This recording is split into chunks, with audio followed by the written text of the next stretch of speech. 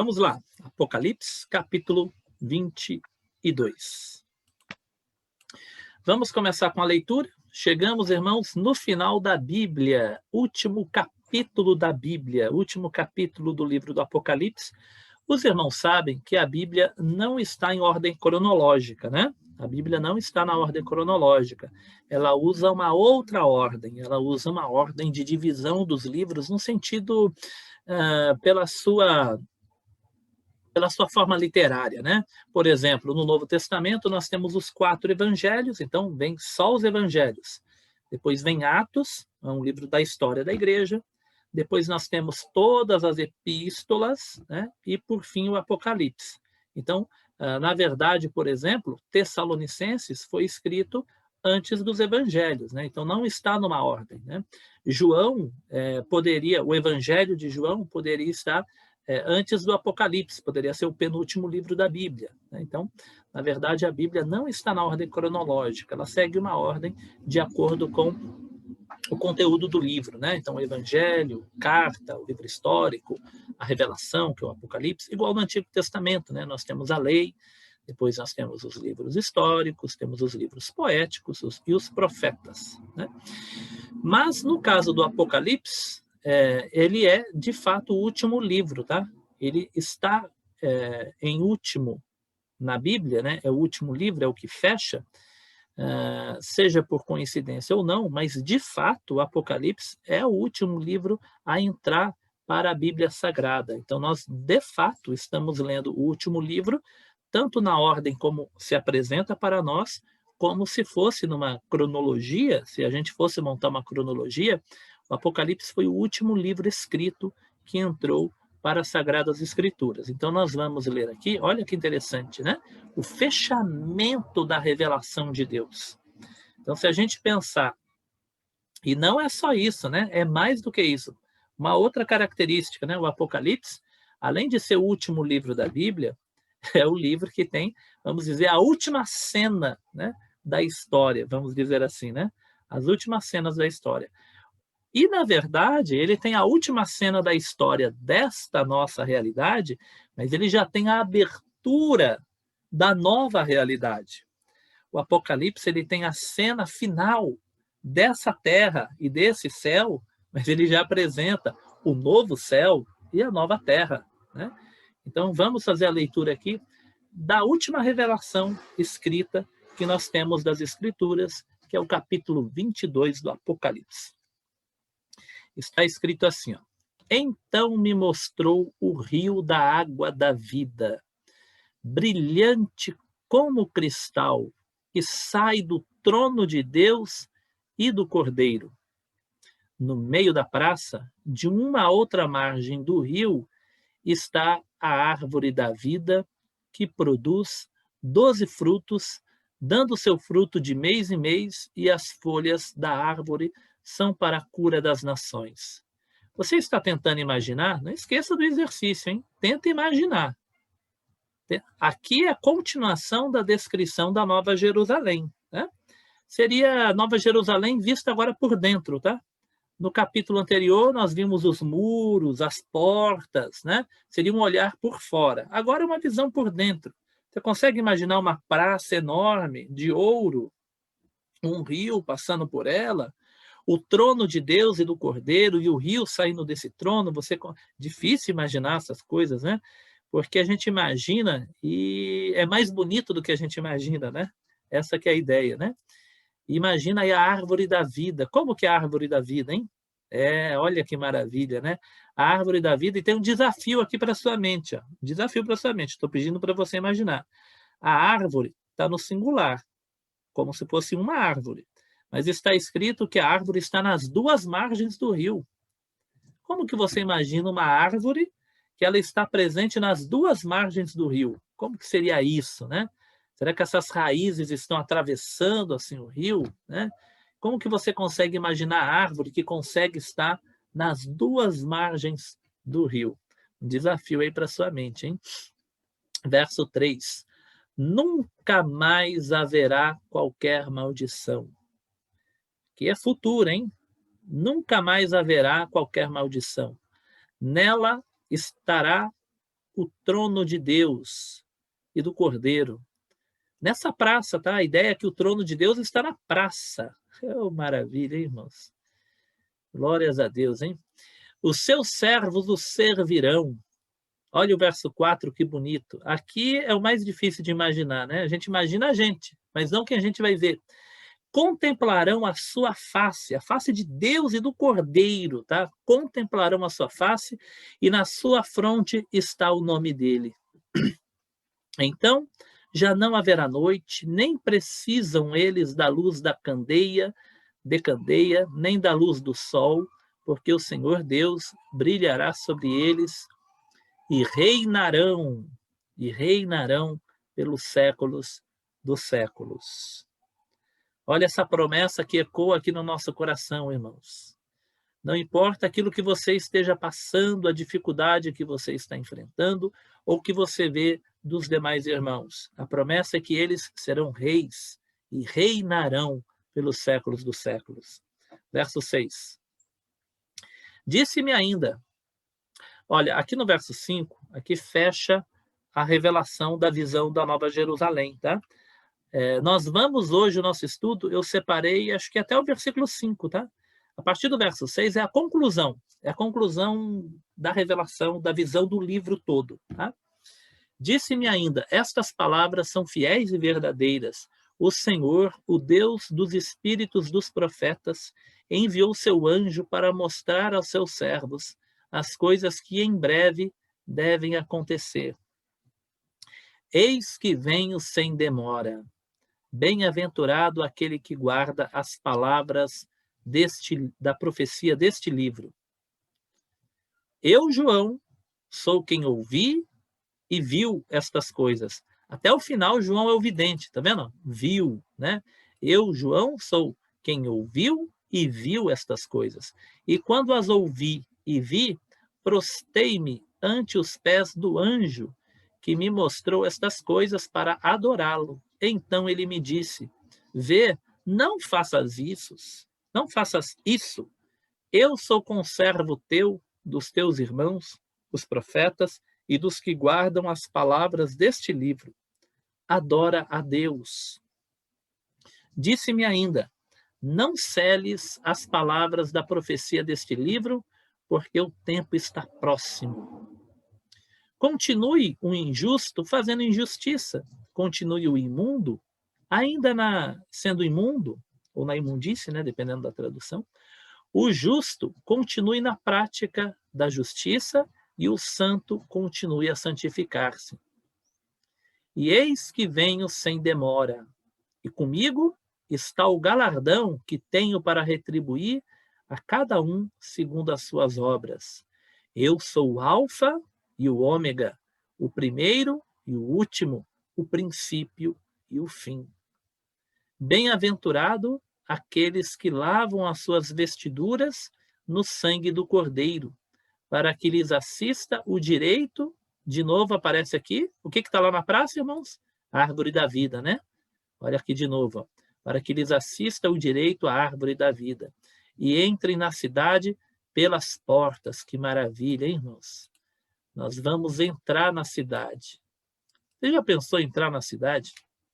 Você não vai aparecer na cidade, né? Você vai entrar na cidade. Nós vamos entrar pelas portas. Imagina olhando essas portas de pérolas. A gente entrando, né? Por qual porta será que nós vamos entrar, hein?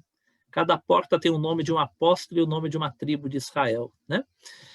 O importante é entrar, né? Mas acho que eu vou querer ver todas as portas. Então, vamos lá, a gente vai fazer um tour por essa cidade depois.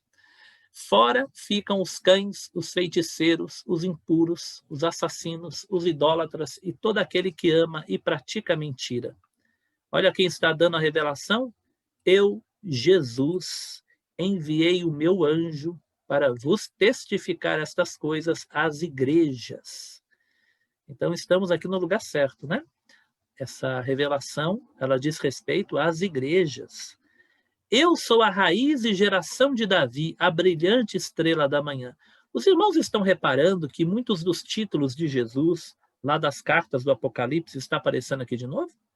Eu sou o primeiro e o último, eu sou o alfa e o ômega, eu sou a raiz de Davi, eu sou a estrela da manhã, né? E das promessas também, né? Das promessas. Verso 17.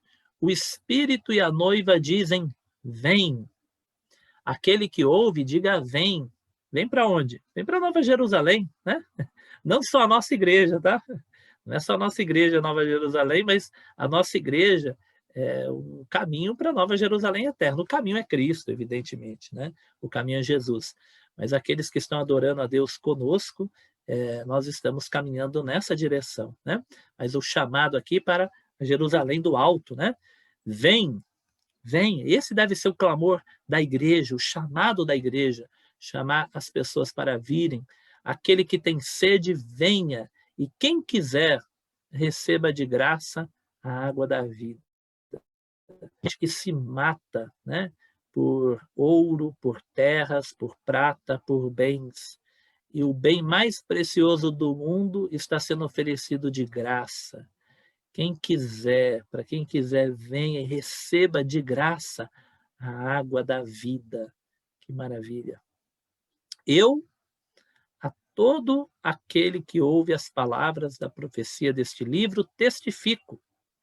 Se alguém lhes fizer qualquer acréscimo, Deus lhe acrescentará os flagelos escritos neste livro.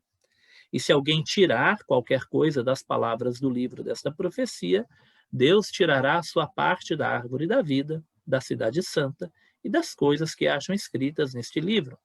Aquele que dá testemunho destas coisas diz, certamente venho sem demora. Né?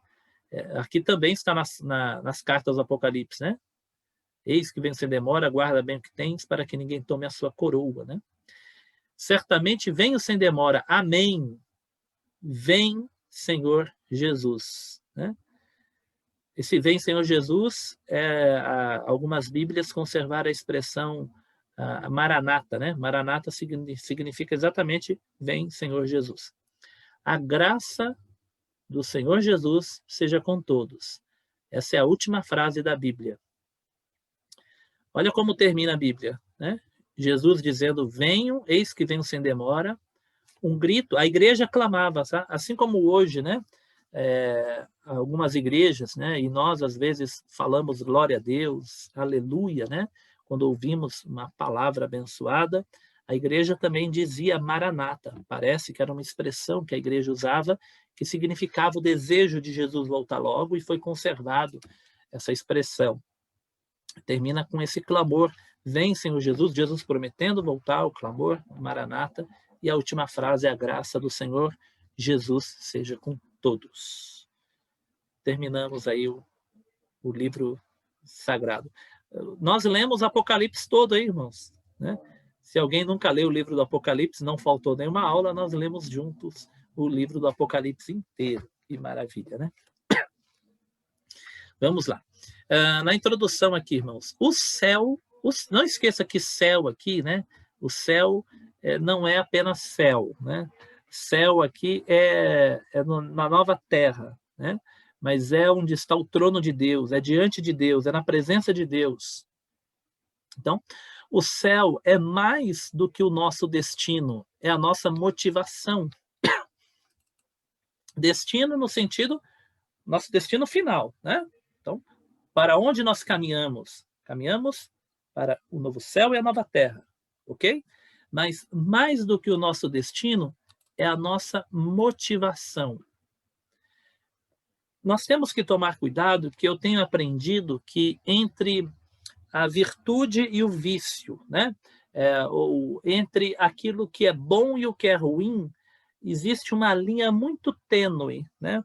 Algo que pode ser virtuoso pode se corromper em algo não virtuoso muito facilmente, né? Por exemplo, pessoas crendo na garantia do céu podem ter uma vida aqui meio relaxada, vamos dizer assim, né? Só pensa no destino final, mas não tem motivação. Por que eu vou querer ajudar, transformar esse mundo, melhorar a vida da nossa sociedade, criar coisas que tragam uma condição de vida melhor para a sociedade? Por que eu vou querer trabalhar em prol de um Brasil melhor, de uma cidade de São Paulo melhor, da cidade que você mora sendo uma cidade melhor, se esse mundo vai ser destruído mesmo, né? Então, esse pensamento ele é muito pequeno e equivocado. Nós temos que pensar que, de fato, né, este mundo ele vai passar por uma destruição, mas enquanto nós estamos nesse mundo, nós somos como que mordomos de Deus. Deus não retirou do homem a sua mordomia, no sentido de ser aquele que cuida do planeta e da natureza. Pelo contrário, até mesmo aqui no livro do Apocalipse, nós já lemos que aquele que destrói a terra será destruído, né? Em uma das, se não me engano, está nas trombetas, né? Aquele que destrói a terra será destruído.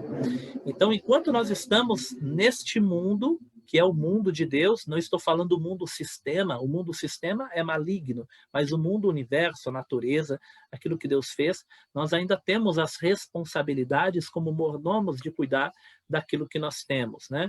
Então, o nosso olhar para o céu, ele deve servir de motivação, e não de descanso, no sentido de não fazer nada. Lembra daquela profecia?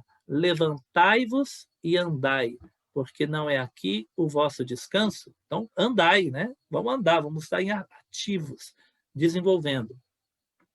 O conhecimento de que vamos morar no céu deve mudar nossa vida aqui e agora, não lá no futuro, né?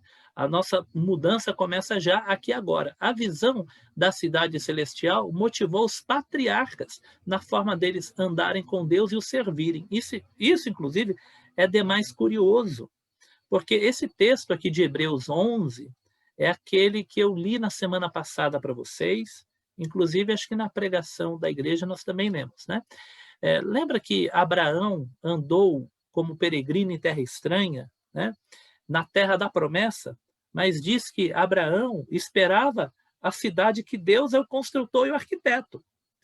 Mas mesmo Abraão, olhando para o céu, crendo numa cidade celestial e eterna, Abraão aqui na terra sabia das promessas de Deus para a criação de Israel, da terra de Israel e das promessas aqui na terra.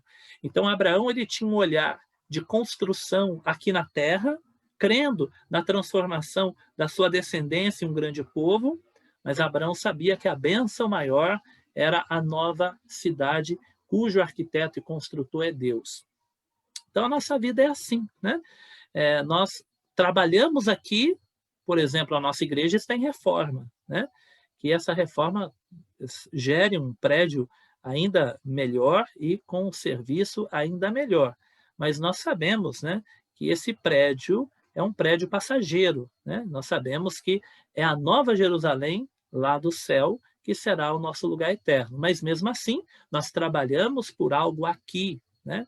Então, nós temos essa tensão, né, de saber lidar com aqui de uma forma com muita qualidade, da melhor forma que nós conseguimos trabalhar, mas sempre com a mente na eternidade, né? Então, é essa tensão. Como Sadraque, Mesaque e Abidnego, que diziam para o rei, se Deus quiser nos livrar do fogo, ele poderá nos livrar. Se não, a gente morre, né? E a gente vai para o céu e fica com Deus, né? Então, as nossas expectativas, elas finais estão no céu, mas a gente precisa ter o pé aqui na terra e trabalhar nessa vida e nessa realidade também. A garantia do céu deve nos levar não ao descuido espiritual, mas a uma vida plena e abundante aqui e agora, né? É por isso que Karl Marx, né? Karl Marx ele vai chamar a religião de o ópio do povo, né? Por que Karl Marx ele chamava o filósofo, tá? Filósofo alemão e judeu, tá? De origem judaica, mas ateu. Por que ele dizia que a religião é o ópio do povo? Porque ele dizia que as pessoas, devido à religião, elas ficavam acomodadas e permitiam, né, as opressões. Então ele dizia a religião ela não é revolucionária. A religião ela não modifica a sociedade, ela não é transformadora, ela se acomoda. As pessoas ficam como que se tivesse usado a droga do ópio. A droga do ópio é uma droga anestésica, é uma droga que a pessoa que usa o ópio ela fica zen, né? Ela fica anestesiada. Ela não tem atividade, ela não tem ação, né? mas ela fica anestesiada. O que ele quis dizer é que a religião não leva as pessoas a enfrentar, a trazer revolução no sentido de mudar, né? E muitas vezes a religião ela pode ser isso, a gente tem que tomar cuidado, né? A nossa visão do céu não deve levar ao descuido, ao comodismo. Na verdade, o evangelho ele é revolucionário, sim, ele é transformador de vidas, de realidade, de situação. O evangelho ele modifica, ele transforma. Nós temos que crer no evangelho que já muda realidades aqui e agora, né? Ainda que o nosso destino não é aqui, mas ele já transforma realidades aqui, ok? Vamos lá. O trono de Deus é a nova cidade. Nós vamos focar hoje nesses 5 primeiros versículos. Então me mostrou, vou reler aqui, são só 5 versículos, olha só. Então me mostrou o rio da água da vida. Meu Deus do céu, irmãos, quantas coisas do rio a gente tem na Bíblia. E água da vida também, hein? Jesus, hein? Quanta coisa, hein? Brilhante como cristal, um rio que brilha. Não é só água cristalina, tá? O rio brilha como cristal, né? Que sai do trono de Deus e do Cordeiro. Vocês viram que legal aqui, irmãos? Não, no texto bíblico não é 2 tronos, é um trono. É o trono de Deus e do Cordeiro. Isso é curioso, né? Aqui no texto é um trono, do trono de Deus e do Cordeiro. No meio da sua praça, da Praça da Nova Jerusalém, de uma outra margem do rio, está a árvore da vida, que produz 12 frutos, dando seu fruto de mês em mês, e as suas folhas, as folhas da árvore, são para a cura dos povos. Nunca mais haverá qualquer maldição, nela estará o trono de Deus e do Cordeiro. Os seus servos o servirão, contemplarão a sua face, e na sua fronte estará o nome dele. Então já não haverá noite, nem precisam eles da luz da candeia, nem da luz do sol, porque o Senhor Deus brilhará sobre eles e reinarão pelos séculos dos séculos. Eu coloquei esse título aqui, ó. Grande parte do que eu uso, né, é dos livros que eu coloco na bibliografia. Mas eu mesmo pensei nesse título aqui, ó, do trono ao trono. Do trono ao trono. Por quê? Vocês se lembram como que começa essa parte do nosso estudo do Apocalipse? Como que nós dividimos aqui o Apocalipse? Nós dividimos em 2 partes. Vocês se lembram que nós iríamos estudar só as 7 cartas das igrejas da Ásia, né? Mas aí a gente resolveu seguir adiante. Esse daqui é o título da segunda parte, ó. As coisas que hão de ser, né? O Apocalipse, lá no capítulo 1, Jesus fala para João, queria mostrar para ele as coisas que são, as coisas da época de João, as que são, as que estavam acontecendo, e as coisas que haveriam de ser no futuro, as coisas que hão de ser. A partir do capítulo 4, começa as coisas que hão de ser, pensando no futuro, ok? Então, como que começa essa divisão do Apocalipse? As coisas futuras, as coisas que hão de ser. Ela começa no capítulo 4, mostrando o quê? Vocês se lembram? Olha aqui, ó, capítulo 4, versículo 1 e 2. Depois dessas coisas, esse depois é importante, né? Ou seja, depois da revelação das 7 igrejas da Ásia, que são as coisas da época de João, depois dessas coisas, olhei e eis não somente uma porta aberta no céu, como também a primeira voz que ouvi, como de trombeta, ao falar comigo, dizendo: sobe para aqui e te mostrarei o que deve, olha o futuro aqui, ó, tempo futuro, o que deve acontecer depois destas coisas, né?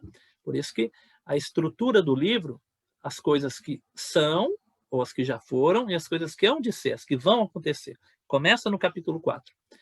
Deve acontecer depois dessas coisas. Imediatamente eu me achei em espírito e eis armado no céu. O que tinha no céu? Um trono. E no trono alguém sentado. Como que começa a parte do futuro, da revelação futura do Apocalipse? Começa com a visão do trono. Como que termina o Apocalipse? Nas revelações? A visão do trono na cidade. Vocês viram que nós partimos aqui, então, de uma viagem. é do trono ao trono. Vocês notaram que coisa sensacional na revelação do Apocalipse? Só que tem um detalhe. No capítulo 4, o trono está onde? No céu. No capítulo 22, 21 e 22, o trono está onde? Na terra. Na nova terra. Novos céus e nova terra. A nova Jerusalém desce do céu, nós já vimos isso. E o trono está onde? Dentro da nova Jerusalém, nessa praça. Por isso que eu disse, né, que quando a gente fala que nós vamos para o céu, biblicamente o nosso lugar é a Nova Jerusalém, que está na terra, não na nova terra, a terra transformada. Só que essa nova terra, essa nova Jerusalém que está na terra, na nova terra, ela abriga o trono de Deus. O trono de Deus está nessa praça, está nessa nova cidade. Portanto, nós estaremos no céu no sentido de estarmos no lugar da habitação de Deus. Quando a gente imagina o céu, a gente imagina o lugar da habitação. Quando a gente lê lá no Antigo Testamento, muitas vezes é falado: ouves tu do céu, o lugar da tua habitação. Né? Na oração de Salomão, lá no templo, na consagração do templo.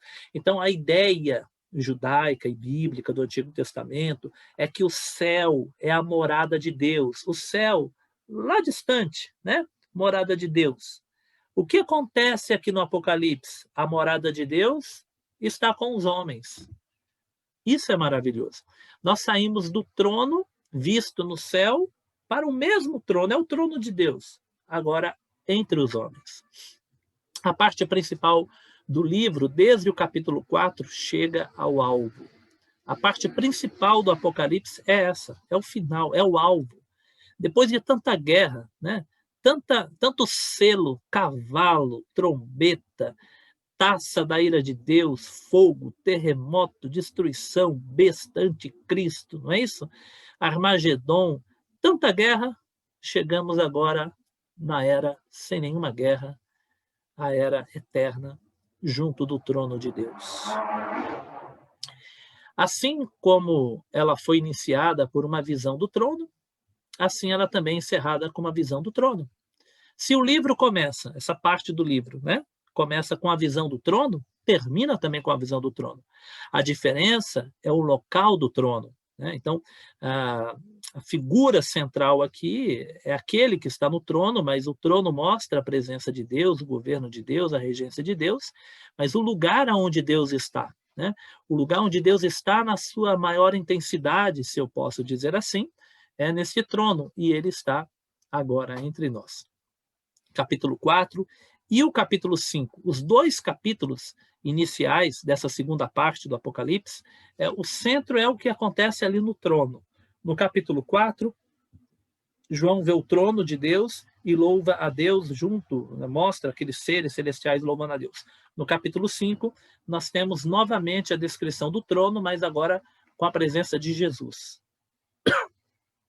Então, vi no meio do trono, aqui é o capítulo 5, versículo 6, tá? Então vi no meio do trono e dos 4 seres viventes e entre os anciãos, de pé, um cordeiro, como tendo sido morto. Vocês viram aqui que legal, irmãos? Capítulo 5, quem está no trono? O cordeiro. Capítulo 4, quem está no trono? Deus. Aqui no Apocalipse 22, o trono é de quem? O trono de Deus e do cordeiro. Olha que bonito. Capítulo 4, Deus está no trono. Capítulo 5, o cordeiro está no trono. Capítulo 22, o trono de Deus e do cordeiro. Né? Então, nós lemos aqui, de pé, um cordeiro como tendo sido morto. Ele tinha 7 chifres, bem como 7 olhos. São 7 espíritos de Deus enviados pela terra. Né?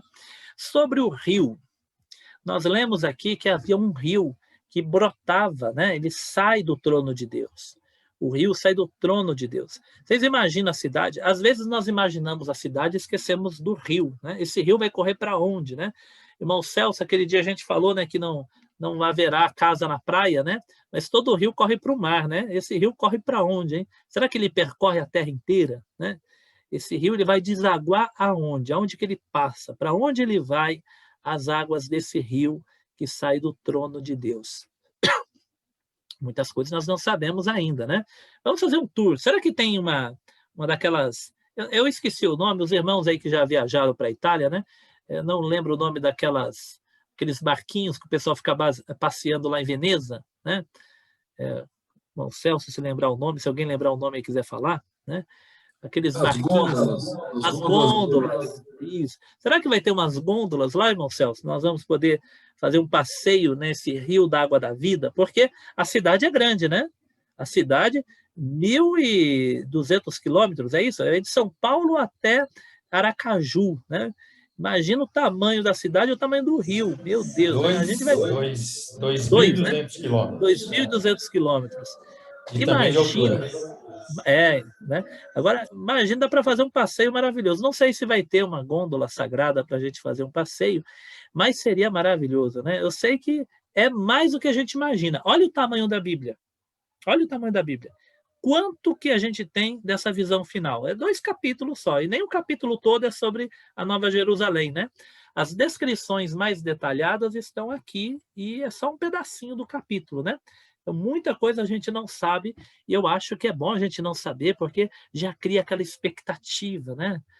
Como será? Vocês se lembram de um passeio que vocês fizeram e tiveram uma grande expectativa? Um lugar, eu lembro quando era criança, a primeira vez que eu fui ao zoológico, ou quando eu fui ao Play Center, lembra do Play Center, né? Quando eu era criança, você ia num lugar desse, assim, pela primeira vez, cria expectativa, né? Como que será? O que vai ter? O que vamos fazer? Essa expectativa que nós temos que ter aqui no nosso coração desse novo céu e dessa nova terra, né?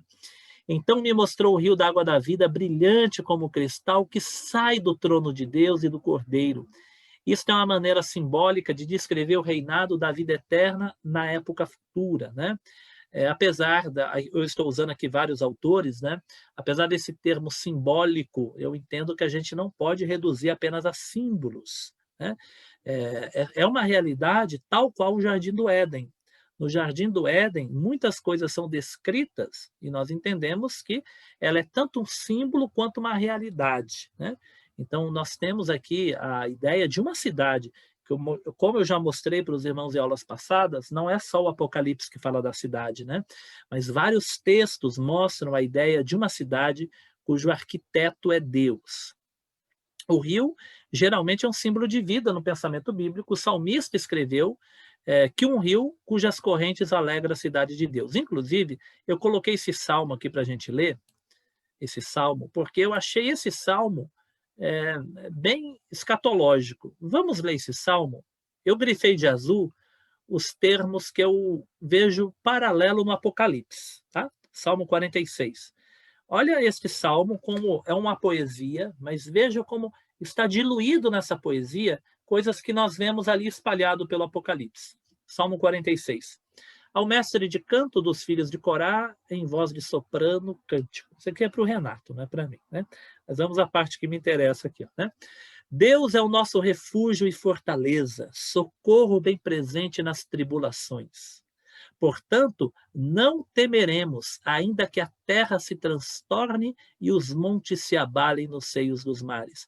Vocês se lembram? Várias vezes nós lemos isso. Quando é aberto o sexto selo, aparece exatamente isso.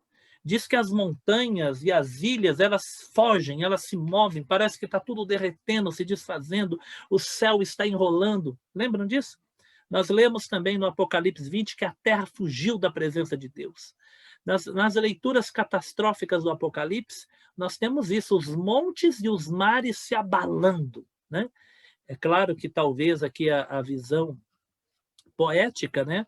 Ela esteja mostrando justamente as grandes tribulações, mas eu me permito ver aqui algumas referências apocalípticas, né? E nós não vamos temer, não temeremos os abalos da terra, porque essa terra vai ser abalada. Mas nós aguardamos, como disse Pedro, novos céus e nova terra. Essa terra vai se abalar mesmo, né? Às vezes assusta, evidentemente, quem passa por terremotos, quem passa por situações de pandemia, como nós passamos hoje, essa terra ela vai sofrer ainda mais, mas nós aguardamos novos céus e nova terra. Ainda que as águas tumultuem e espumejem, e na sua fúria os montes se estremeçam. Agora, olha que bonito isso daqui, irmãos. O verso 4, como parece essa visão do Apocalipse. Olha o versículo 4. Há um rio cujas correntes alegram a cidade de Deus, o santuário das moradas do Altíssimo. Deus está no meio dela, jamais será abalada. Irmãos, fala para mim se isso daqui não é uma visão muito parecida com a do Apocalipse. Há um rio cujas correntes alegram a cidade de Deus. Aí alguém pode falar, não, mas é a Jerusalém aqui da terra. Bom, na Jerusalém da terra não tinha nenhum rio assim que alegrasse a cidade, né? Mas, continuando, o santuário, que cidade de Deus é essa? O santuário das moradas do Altíssimo. O Altíssimo mora onde? É na Jerusalém terrena? Né? Ainda que havia uma ideia judaica de que Deus estava em Jerusalém, mas desde a criação do templo, Salomão, na sua oração, ele disse que Deus habita nas alturas, Deus habita no céu. O único lugar que nós temos a morada de Deus numa cidade com um rio é no Apocalipse 22. Né? Então, eu vou permitir essa minha ousadia, vamos dizer assim, né, de atribuir este versículo a uma visão poética, mas já escatológica. Há um rio cujas correntes alegram a cidade de Deus, o santuário das moradas do Altíssimo. Deus está no meio dela. É o que nós lemos aqui, Deus está no meio dela, está no final do Apocalipse 21, né? Deus e o Cordeiro habitam nela, está nela. E nós lemos aqui que o trono de Deus e do Cordeiro está ali, né? Deus está no meio dela, jamais será abalada. Deus ajudará desde anteamanhã. Bramam nações, reinos se abalam, ele faz ouvir a sua voz e a terra se dissolve. De novo, nós temos aqui as nações enfurecidas lutando contra Deus e o Cordeiro. Nós lemos isso no Armagedon, lemos isso no Apocalipse 20, nós lemos isso na reunião dos espíritos que saíram da boca da besta, do dragão e do falso profeta, mas quando Deus fala, nós vemos que a terra se dissolve. Isso aqui está no Apocalipse. Verso 7, o Senhor dos Exércitos está conosco. É aqui hoje, tá? O Senhor dos Exércitos já está conosco aqui hoje. O Senhor dos Exércitos está conosco, o Deus de Jacó é o nosso refúgio. Vinde, contemplai as obras do Senhor, que assolações afetou na terra. No Apocalipse, quem está trazendo as taças, os selos e os juízos não é o diabo nem os demônios, né? Quem traz os juízos é Deus. Quem assolou a terra foi Deus, como está aqui nesse salmo. Mas ele vai pôr fim à guerra. Ele põe termo à guerra até os confins do mundo. Quando que a guerra vai cessar no mundo? No novo céu e na nova terra. Quebra o arco, despedaça a lança, queima os carros no fogo.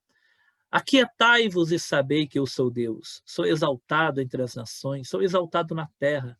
O Senhor dos Exércitos está conosco, o Deus de Jacó é o nosso refúgio. Né?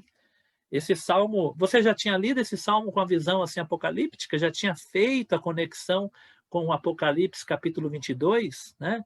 Imagino que não, né? Geralmente, como está no salmo, envolvido com tanta poesia, às vezes a gente não tem essas conexões apocalípticas, mas agora que a gente leu o Apocalipse inteiro, parece que a gente olha o Salmo com outro olhar, né? Esse Salmo aqui, ok? Então, muito bonito, muito interessante essa ideia aqui. Né? Jesus também falou da água da vida, Jesus disse sobre a água da vida lá em João, nós vamos ler. Ezequiel também fala dessa água e Zacarias. Eu coloquei os textos aqui que fica mais fácil para a gente, né?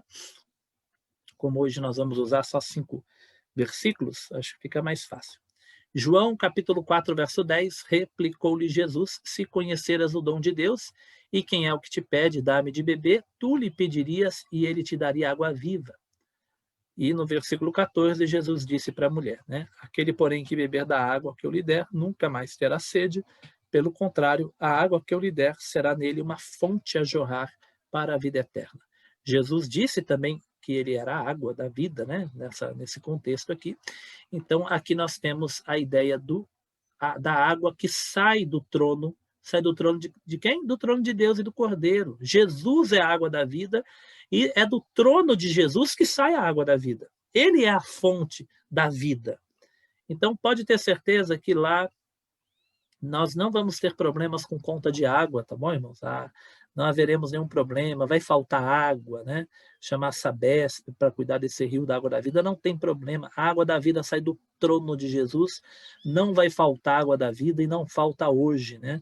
Ele já está presente, saciando a vida de todo aquele que o busca. Por isso que o final do livro, que nós não vamos falar hoje, né? Lá o finalzinho, como que está? Quem tem sede, venha e beba de graça da água da vida. Então a pessoa já pode experimentar hoje da água da vida, mas eu acredito, né, na literalidade dessa descrição aqui. É evidente que tem elementos simbólicos, né, e o Apocalipse ele muitas vezes é difícil de interpretar por isso, né? Mas não significa que não há elementos literais, né? A própria vida eterna, igual aqui diz, não haverá mais morte. Isso é um símbolo? Não, isso é uma verdade, né? Então, existe aqui muitas verdades. Então, a Bíblia nos permite a pensar e é para algo ainda mais magnífico, né? E isso não está só no Apocalipse, é isso que reforça aqui a ideia de muitas coisas literais, o que está aqui, né? Como nós vimos aqui no Salmo e vemos aqui em Ezequiel. Olha na visão de Ezequiel, irmãos. Olha que bonita a visão de Ezequiel. Ezequiel 47. É um livro difícil de ler, principalmente a partir do capítulo, se não me engano, 40, né? Ele vai ficando mais complicado de ler o linguajar que ele usa, né? Das medidas antigas. Mas olha que bonito. Depois disto, esse homem que é o anjo, tá? O homem me fez voltar à entrada do templo, e eis que saíam águas de debaixo do limiar do templo. Olha que coisa, hein? A água sai de debaixo do limiar do templo.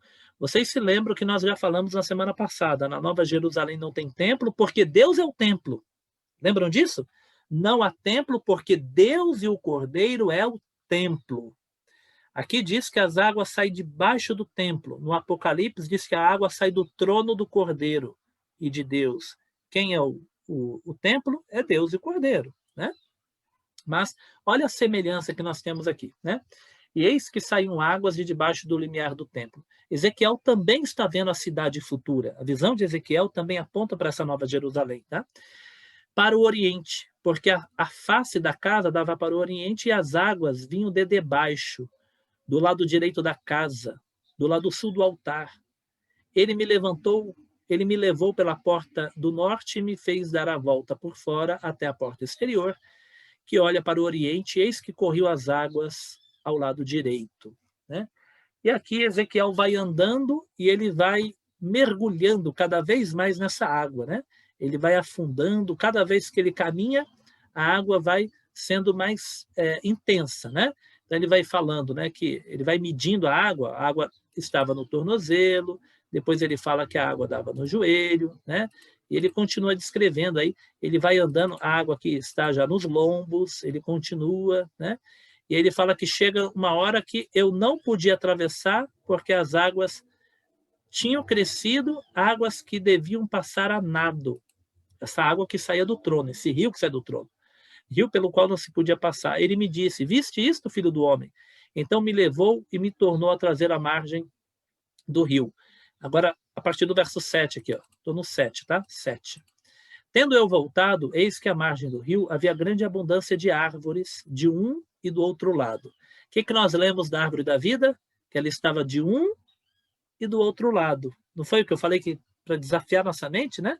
Ezequiel, ele está vendo no plural, ele diz árvores, mas ele diz que as árvores estão dos dois lados da margem do rio.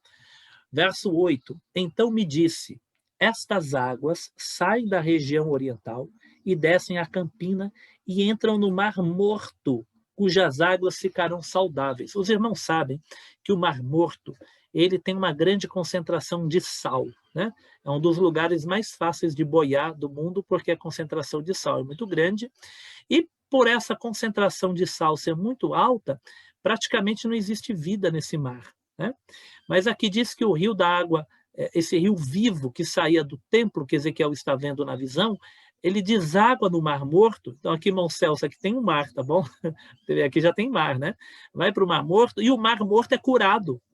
o Mar Morto ficar vivo, é mar vivo, não é mais Mar Morto, né? Será que vai mudar o nome do mar? Toda criatura vivente, olha que bonito a partir do verso 9, toda criatura vivente que vive em chames viverá por onde quer que passe este rio, e haverá muitíssimo peixe, e aonde chegarem estas águas, tornarão saudáveis as do mar, e tudo viverá por onde quer que passe este rio. A visão de Ezequiel, né, está no Antigo Testamento, a revelação de Deus ainda não estava concluída, né? Só no Apocalipse é que a revelação de Deus vai se concluir. Então nós temos complementos aí, nós temos alguns problemas, evidentemente, que a hermenêutica tenta resolver, mas nós estamos aqui olhando as semelhanças, como são interessantes, né? É um rio de vida. Na visão de Ezequiel, aonde a água do rio passa, ganha vida. Se o lugar ele não tem vida, a água é salobre, se a água é muito salgada, se não tem vida no lugar, a água encostou, a vida chega, né? Olha que maravilha, né? Por isso que o nome é Rio da Água da Vida. Zacarias 14, verso 8 e 9. Naquele dia, sempre que os profetas dizem isso, ele está apontando para o futuro, tá? Naquele dia, e aqui é interessante esse singular, né? Muitas vezes pensando já no dia do Senhor, que é quando vem o juízo final e começa, o dia aqui não é apenas um dia de 24 horas, mas é o dia do momento final, quando Deus começa a agir e traz o juízo e depois o novo céus e a nova terra, né? Mas naquele dia também sucederá que correrão da onde? De Jerusalém águas vivas. Metade delas para o mar oriental e a outra metade para o mar ocidental. Irmão Celso, se o irmão gosta de praia, aqui já existe mar dos dois lados, tá bom? Não é só o Mar Morto, não. Aqui tem um mar no ocidente e um mar no oriente, né? No inverno, no verão e no inverno, sucederá isso. Ou seja, né, não tem estação para separar. Essas águas levam vida, seja no inverno, seja no verão, essa água corre e leva vida. O Senhor será rei sobre toda a terra. Ah, irmãos, que maravilha, né? As águas saem de Jerusalém, preenche o mar. Quem é rei é o Senhor. Ele é rei só de Jerusalém? Não, ele é rei sobre toda a terra. Naquele dia, um só será o Senhor e um só será o seu nome. Irmãos, isso é lindo demais. E aqui em Zacarias, nós entendemos, nós, assim, tanto os teólogos que eu estive lendo, né, como aqui eu que estou estudando, que já é uma referência não apenas a Jerusalém terrena, mas a Nova Jerusalém. A Nova Jerusalém. E nós temos essa conexão de água, água viva, né? É como se fosse a água, não apenas no sentido espiritual, mas ela concede vida, essa nova vida, a nova terra, né? Parece que vai depender, de alguma forma, da água que sai do trono. O centro da vida da nova terra parece que é essa praça, onde está o trono de Deus e da onde sai essa água. Joel, capítulo 3, versículo 18. E há de ser naquele dia. Olha a expressão aqui, irmãos. Se a gente um dia estudar os profetas, hein? Se um dia a gente parar, olha aqui, Zacarias, naquele dia. Olha, Joel, naquele dia.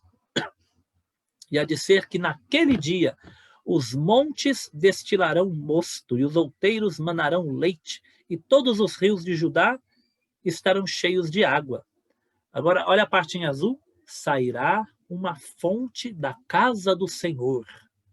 Qual é a casa do Senhor? Ezequiel falou que a água saía do templo, e Apocalipse diz, olha, o templo não existe, porque o templo é o Senhor. O Senhor está aqui, a glória de Deus invadiu a Nova Jerusalém. A Nova Jerusalém é o próprio templo. Deus é o templo, ele habita aqui, né? Como nós já trabalhamos isso na semana passada, eu estou falando mais por causa de alguém ter faltado, né? Mas quando a gente pensa em templo, o local da habitação de Deus, né? O próprio Jesus chama o templo de casa de meu pai, ainda que seja o próprio Jesus que diz que Deus não habita nem neste monte, nem em Jerusalém, mas Deus busca aqueles que o adoram em espírito e em verdade, a esses o Pai procura, né? Mas a ideia de templo é a habitação de Deus. Se o templo é a habitação de Deus, Deus habita na Nova Jerusalém. É como se a Nova Jerusalém toda fosse templo, porque Deus está ali. E na visão de Joel, sairá uma fonte da casa do Senhor, né? Então nós temos vários profetas com visões parecidas, querendo mostrar como se tivesse um rio de vida que que sai do templo, que sai do trono, que sai da casa do Senhor, que sai da Jerusalém. Então, essa visão é recorrente nas Escrituras. O rio corre no meio da praça, que seria a rua principal da cidade, tá? Isso expressa que a vida eterna é central na Nova Jerusalém. Nós temos aqui é o que eu falei para os irmãos pensarem como é difícil. Quando diz aqui, ó, o versículo 2b é difícil de traduzir, é justamente essa ideia, né, que fala que a árvore está nas duas margens do rio, né? Como que você vai ter uma árvore nas duas margens do rio? O texto ele fala isso, às vezes é difícil de entender, né? Mas deve ser uma configuração diferente. Irmãos, haverá geografia, tá? A Mary acho que não está aqui hoje, né? Mas a Mary precisa de geografia. Haverá uma geografia, haverá uma física. Nós teremos corpo transformado, mas teremos. Aqui fala de muro, fala de rio, fala de árvore. Haverá uma natureza, haverá novos céus e nova terra, tá? Mas nós não sabemos, não compreendemos tudo ou quase nada dessa nova geografia e dessas novas leis de física que haverá, né?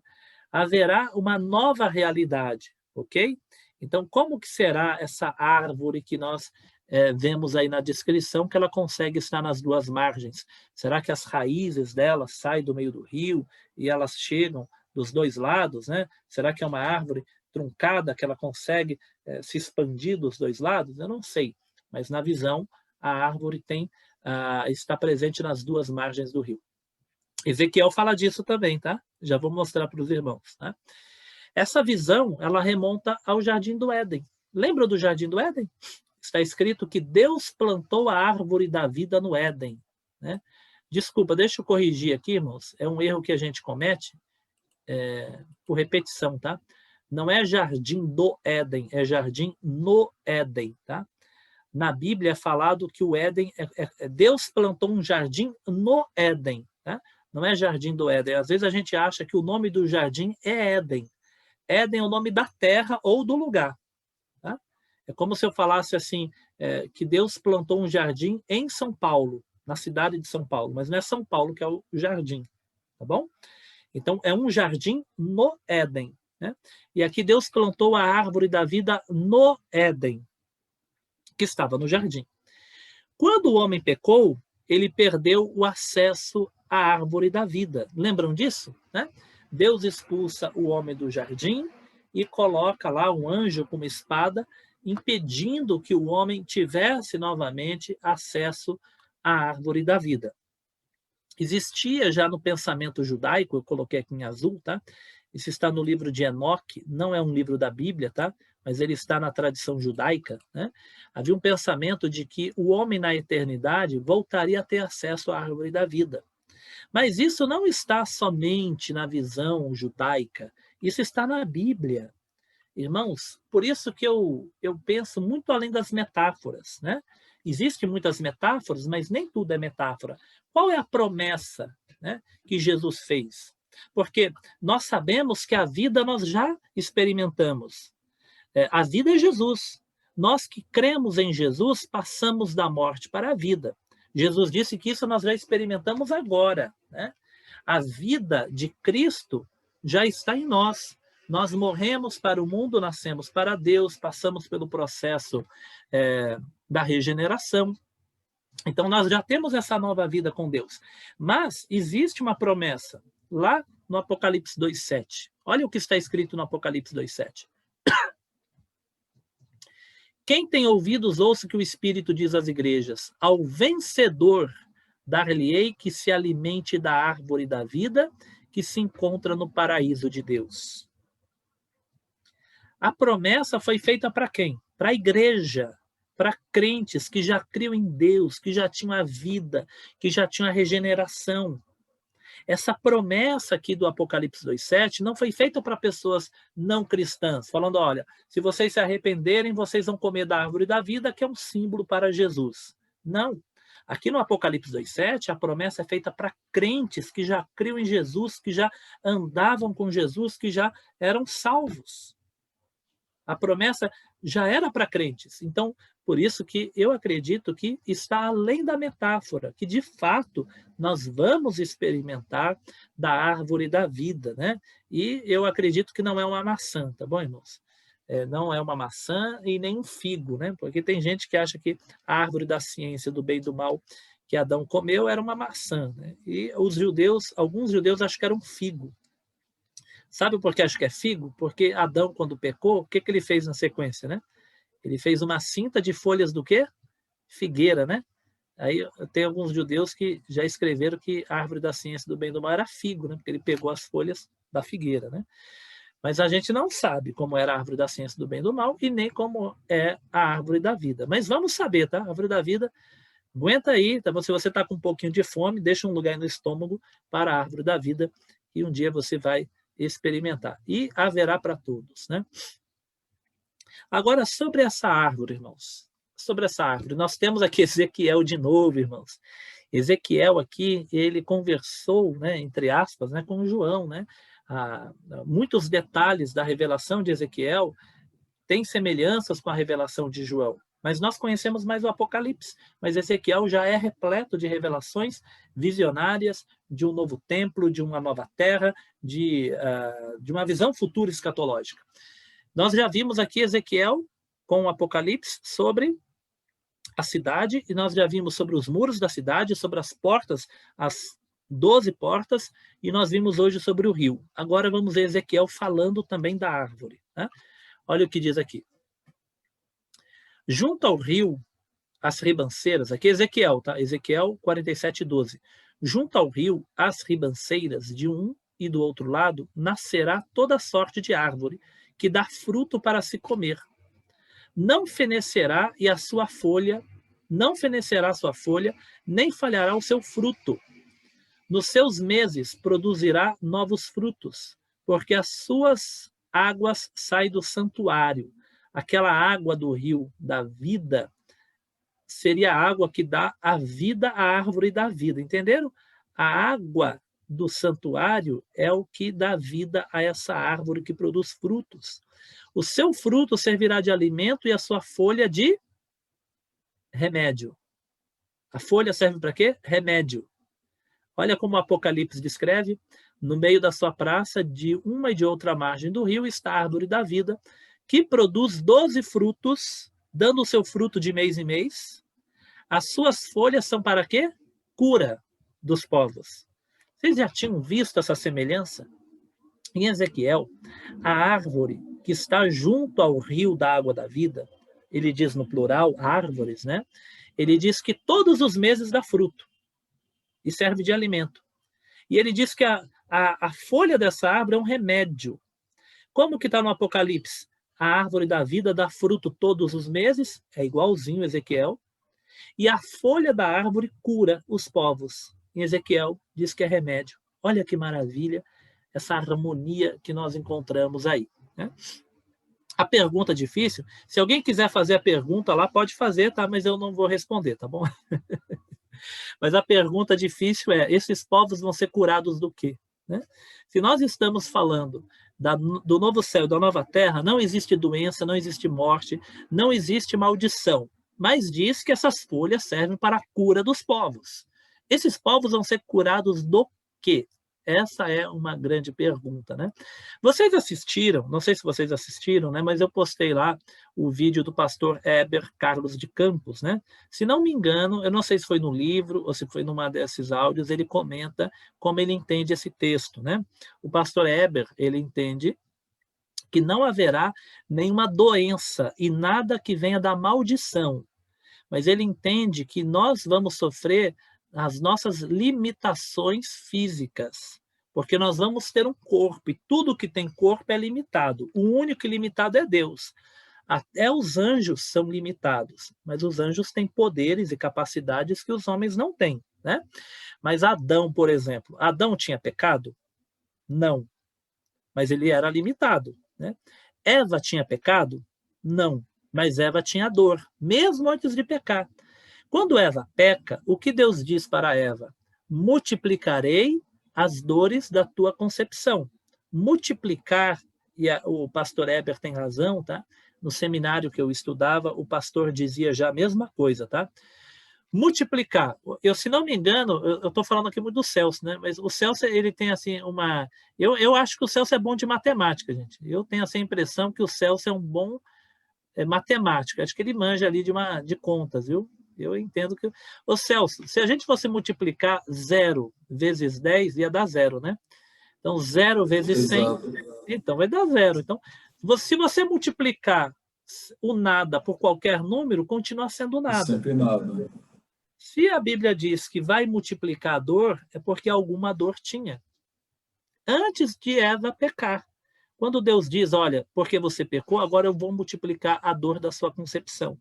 Alguma dor tinha, a dor da limitação física, né? As mulheres aqui, agora eu e o Celso a gente fica fora, né? As mulheres que são mães sabem muito bem a dor do parto. Tem uma mudança física pela limitação do corpo. Mesmo sem a dor terrível que é a dor do parto, havia algum incômodo, havia algum tipo de dor em Eva na concepção, mesmo sem pecar, tá? Então, o pastor Eber, e eu entendo junto com ele aí, que possivelmente essa necessidade de cura seja das limitações, né? Nós vamos ter atividades, vamos ser ativos no novo céu e na nova terra. Não é não vamos viver assim no meio sem fazer nada ou apenas no meio da natureza. A Bíblia já começa com uma cidade, é uma cidade, tem muro, tem construção. Deus é o arquiteto, mas tem, né? Nós vamos ter atividades, mas nós temos um corpo físico. Isso é só uma sugestão, isso é uma hipótese. Tá? Não estou dizendo que vai ser isso, mas é uma hipótese. O fato é que a Bíblia diz que essas folhas servirão de cura para as nações. Então, na terra, provavelmente, a sugestão do texto me leva a isso, tá? Provavelmente haverá a capital, que é a Nova Jerusalém, cabe os salvos, mas haverá nações, né? As portas não fecham, porque essas nações têm liberdade de entrar na Nova Jerusalém, têm liberdade de experimentar a glória da Nova Jerusalém, de entrar, de participar dela, de estar nela, mas haverá dessa cidade o rio que corre da vida e as suas folhas que curam nações. Então, é uma sugestão do que pode ser. Talvez não seja isso, mas o fato é que as nações experimentarão curas a partir das folhas dessa árvore. Tanto em Ezequiel, diz que é remédio, e remédio serve para curar, quanto Apocalipse também tem essas folhas que servem para curar. Ok? Então, é uma sugestão, é um texto bem nebuloso, vamos dizer assim, mas eu já estou respondendo se alguém perguntasse aí, né? Eu falei que não ia responder, mas eu respondi o que eu entendo, né? Mas a resposta definitiva só teremos lá na glória. Mas o fato é que não se preocupe, tá? As doenças não haverá coronavírus, né? E não haverá também maldição. Tudo que é da maldição não haverá. Mas a gente pode ter aquilo que não é da maldição. A limitação física, por exemplo. Nós somos limitados fisicamente. Teremos um físico perfeito. Isso nós teremos. Mas ainda seremos limitados, né? Os anjos, como eu disse, eles não são ilimitados. Ilimitados é só Deus, né? Somente Deus é o Todo-Poderoso. O que mais a gente pode perceber aqui, né?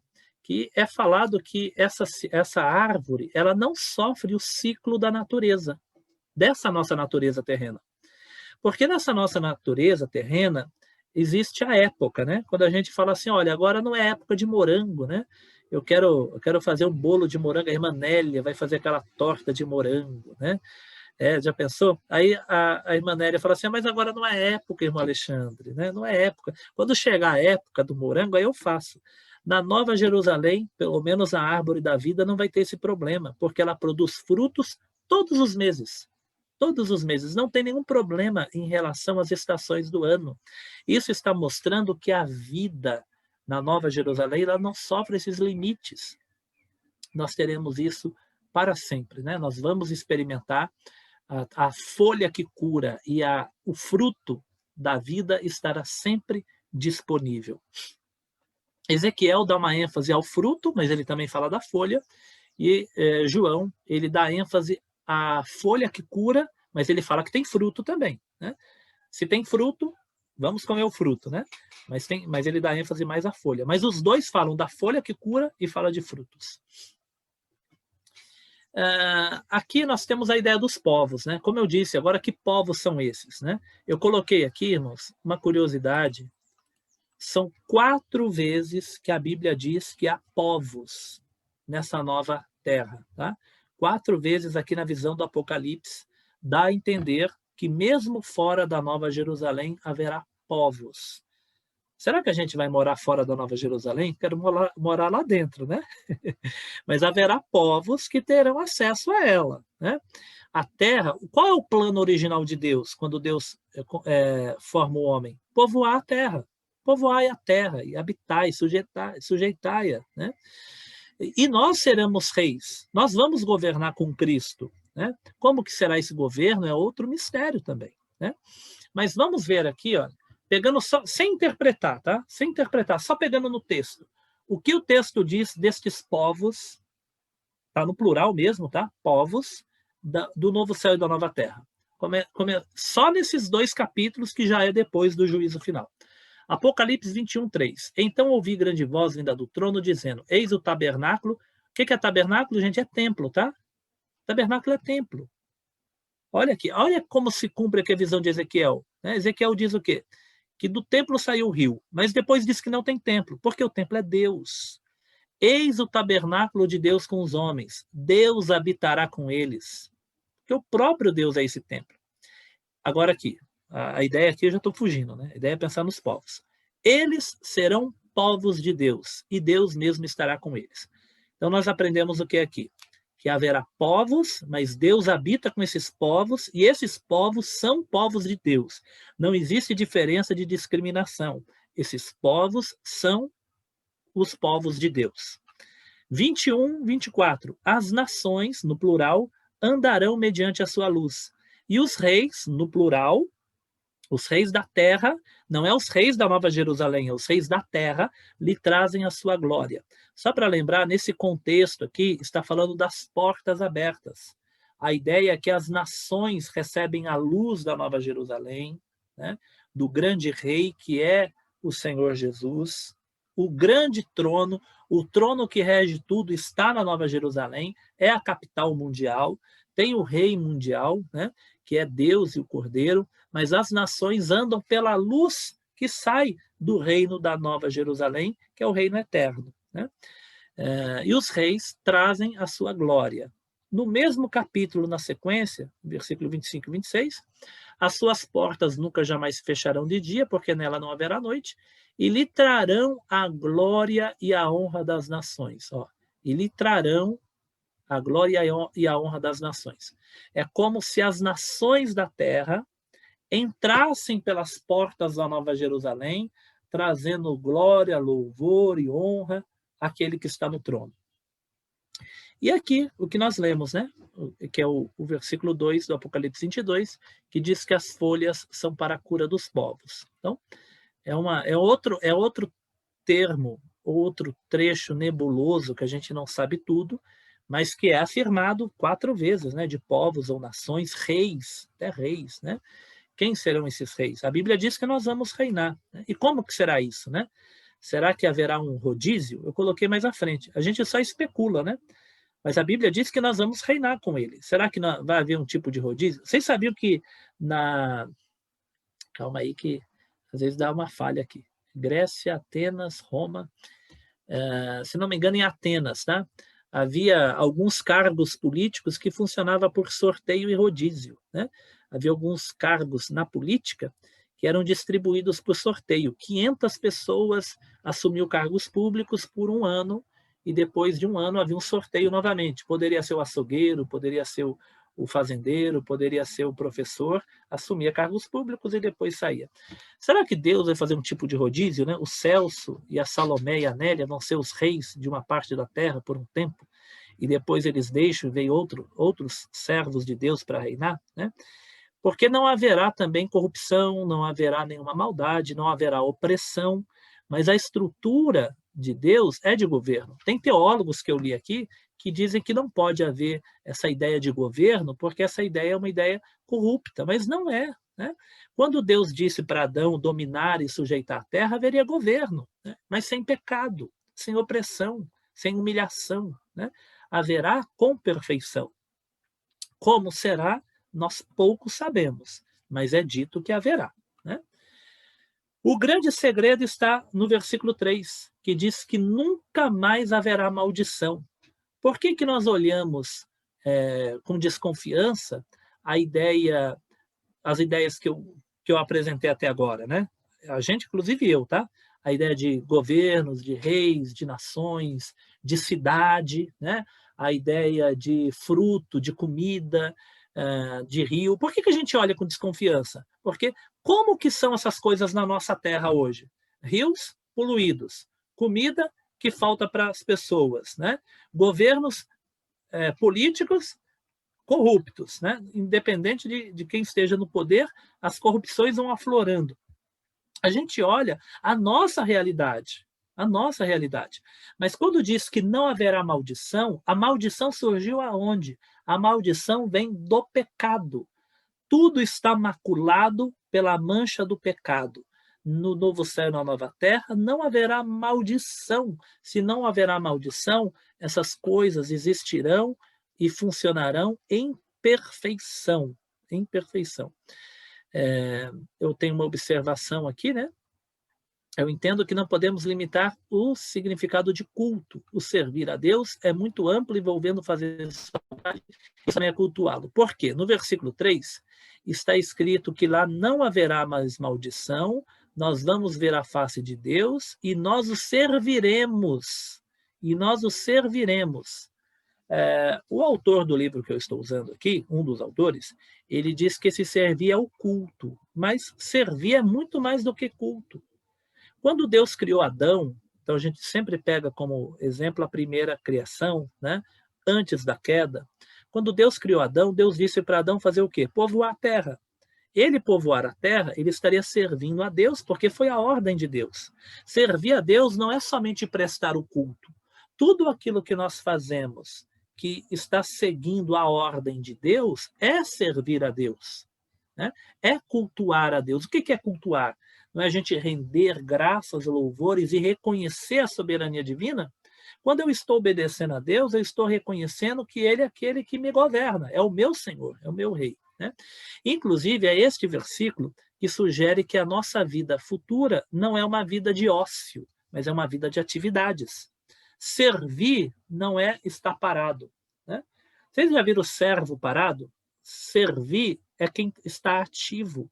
Está escrito: os seus servos o servirão, o que sugere que na vida eterna nós vamos ter serviço, né? Servir tem a ver com serviço, teremos serviços, mas não teremos o cansaço da maldição, não teremos o suor da maldição, no sentido do cansaço, do enfado, do peso, daquilo que é opressivo, né? Mas teremos um servir com qualidade. O próprio Deus trabalha. Lembra que Jesus disse? Meu Pai trabalha até agora e eu também, né? Deus é aquele que criou o mundo. A Bíblia diz da criação que Deus trabalhou na criação. Então Deus ele também trabalha e nós também o serviremos. No Apocalipse 7:15 já tinha uma referência a isso. Razão porque se acham diante do trono de Deus e o servem de dia e de noite no seu santuário. E aquele que se assenta no trono estende sobre eles o seu tabernáculo. Aqui já é uma visão apocalíptica.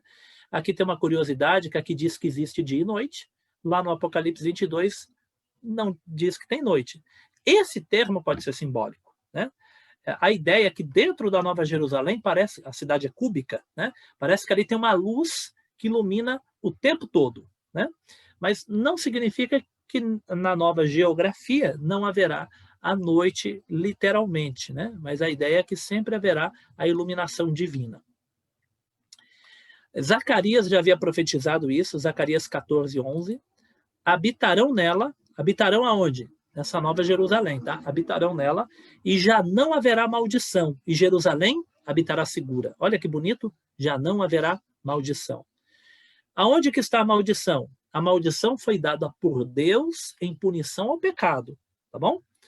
E a Adão disse: visto que atendeste à voz da mulher e comeste da árvore que eu te ordenara não comesse, maldita é a terra por tua causa, né? A causa está no homem, Deus é apenas o juiz que executa a sentença, né?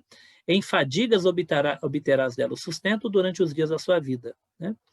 Aqui temos uma realidade muito superior ao paraíso perdido. Aqui Deus não visita, ele habita. É outra observação que eu mesmo coloquei aqui. Lá no Gênesis, o que nós lemos? Que Deus visitava Adão todos os dias. Lembram disso? Pela viração do dia, Deus visitava Adão todos os dias. Mas aqui na Nova Jerusalém, Deus não visita, Deus habita. Olha que maravilha. Deus não visita, Deus habita com os homens. Né? A maior bênção de todas é a que está no versículo 4. No versículo 4 diz: contemplarão a sua face. Essa é a esperança e a meta da salvação, a visão de Deus. Vamos ver Deus, irmãos. Não sei como, mas Deus vai de alguma forma se mostrar. Nós poderemos vê-lo. Nós vamos vê-lo. Nós vamos hoje ver Deus significa morrer. Né? No Antigo Testamento, Deus aparece em teofanias, em sonhos, em visões, por meio de anjos, do culto das revelações. Mas a visão de Deus mesmo, ela é mortífera. Olha o que está aqui em em Êxodo 30, 20, né? Deus falando com Moisés. E acrescentou: não me poderás ver a face, porquanto homem nenhum verá minha face e viverá.